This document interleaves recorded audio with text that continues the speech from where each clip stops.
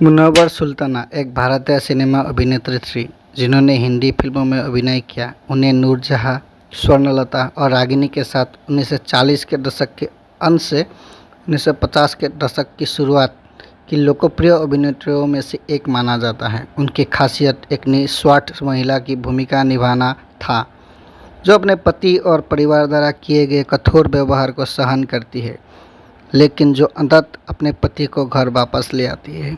वो मज़हर खान की पहली नज़र 1945 से प्रमुखता में आई, जो उनकी प्रमुख भूमिका वाली पहली फिल्म थी। अभिनेता, निर्माता, निर्देशक मज़हर खान की खोज उन्हें फिल्मी प्रस्तावों की ओर आगे बढ़ के ले आई। 1949 तक वो सुरैया और नरगिस जैसी अन्य प्रमुख महिलाओं के साथ सबसे व्यस्त अभिनेत्रियों से एक बन गई। उन्होंने पृथ्वीराज कपूर, दिलीप कुमार, सुरेंद्र, मोतीलाल, त्रिलोक कपूर, महिपाल आदि जैसे युग के प्रमुख नायकों के साथ फिल्मों में अभिनय किया। उनकी कुछ सफल फिल्में पहली नज़र, दर्द 1947, ऐलान, कनीज़ 1947 और बाबुल 1950 थी।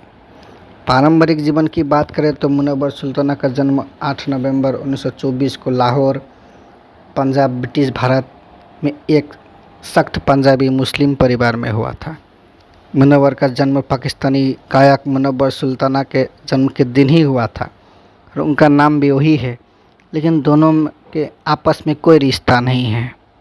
श्री कृष्ण शर्मा द्वारा बेटे सरफराज और बेटी शहीन के साथ किए गए एक साक्षात्कार के अनुसार मुनव्वर के पिता एक रेडियो उद्घोषक थे। मुनव्वर डॉक्टर बनना चाहते थे, लेकिन फिल्मों में काम मिलने के कारण उनका मन भटक गया था। यह दलसुख पंचोली की फिल्म खंचासी 1941 में एक छोटी सी भूमिका निभाई थी, जिसमें उन्होंने एक बारमेड की भूमिका निभाई थी और उन पर एक गाना पीने के लिए दीना ये फिल्माया गया था। इस दौरान वो स्क्रीन नाम आशा के नाम से जानी गई।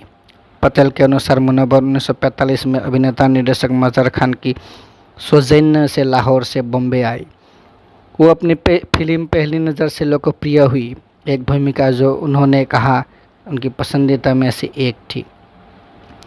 1945 में निर्माता निर्देशक मज़हर खान ने लाहौर से उनकी मुलाकात की, जिन्होंने उन्हें 4,000 रुपये मासिक शुल्क एक अपार्टमेंट पर अनुबंध किया और उन्हें बॉम्बे ले आए। मज़हर के साथ मुनव्वर की पहली फिल्म पहली नज़र थी, जिसमें उन्हें अभिनेता मोतीलाल के साथ कास्ट किया गया था। मोतीलाल के लिए एक गायक मुकेश द्वारा प्लेबैक किए गए लोकप्रिय गीत दिल जलता है तो जलने दो में खान ने फिल्मांकन के दौरान मुनव्वर के क्लोजअप पर ध्यान केंद्रित किया। 40 के दशक की बात करें तो पहली नज़र के बाद वो 1947 से 1949 तक कई फिल्मों में काम करके व्यस्त रही।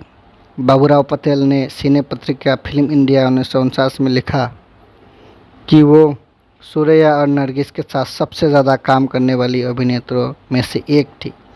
1947 में मुनव्वर ने 4 फिल्में दर्द, ऐलान, अंधों की दुनिया, नैया में अभिनय किया।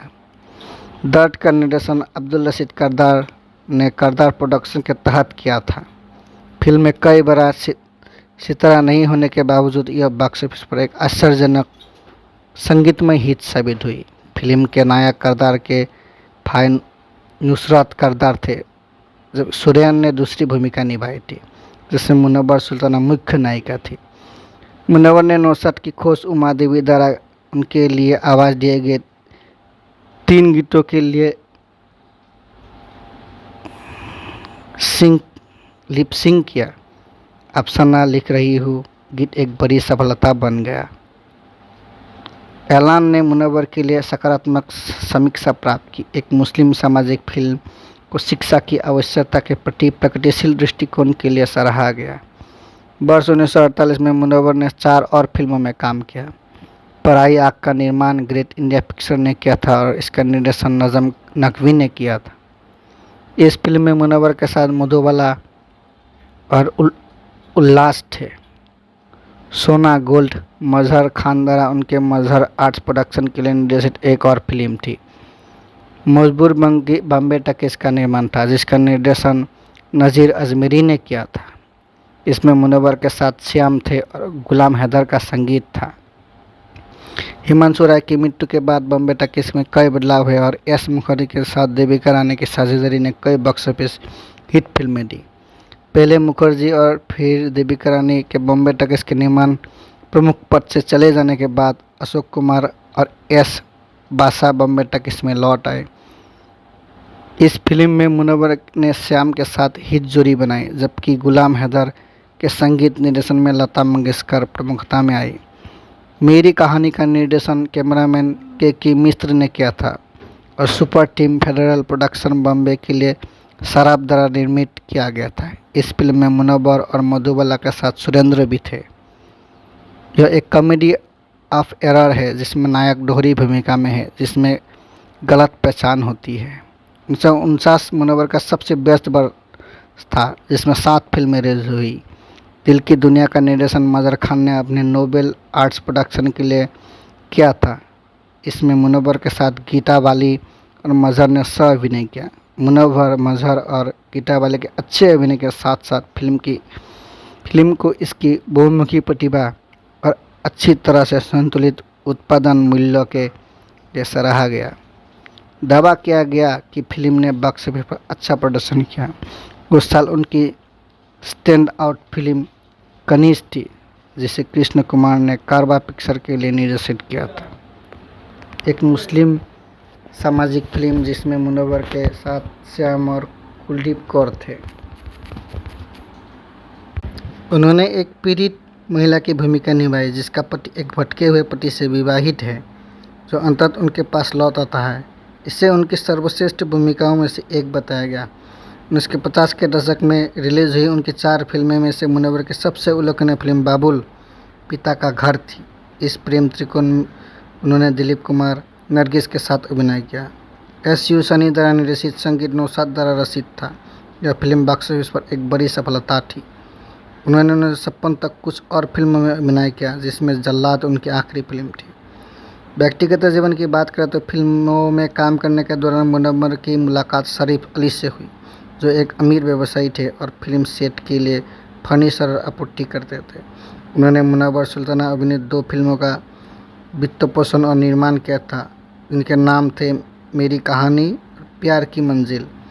1901 में उनकी शादी हुई, जिसके बाद मुनव्वर सुल्ताना ने अभिनय छोड़ दिया। उनकी अंतिम फिल्म जल्लाद 1956 में रिलीज हुई, लेकिन उनकी शादी से पहले ही पूरी हो गई थी। मुनव्वर सुल्ताना के अंततः 7 बच्चे हुए। परिवार मुंबई के पास पाली हिल इलाके में अंबेडकर रोड पर एक घर में रहता था, जहां फिल्म उद्योग में मुनव्वर के कई समकालीन भी रहते थे। दुर्भाग्य से उनके पति का 1966 में अचानक निधन हो गया, जब उनके 7 बच्चों में सबसे बड़ा केवल 11 वर्ष का था। हालांकि परिवार अभी भी आराम से चल रहा था, क्योंकि मुनव्वर सुल्ताना और उनके पति दोनों ने अपनी वित्तीय स्थिति को अच्छी बनाए रखने में कामयाब हासिल की थी।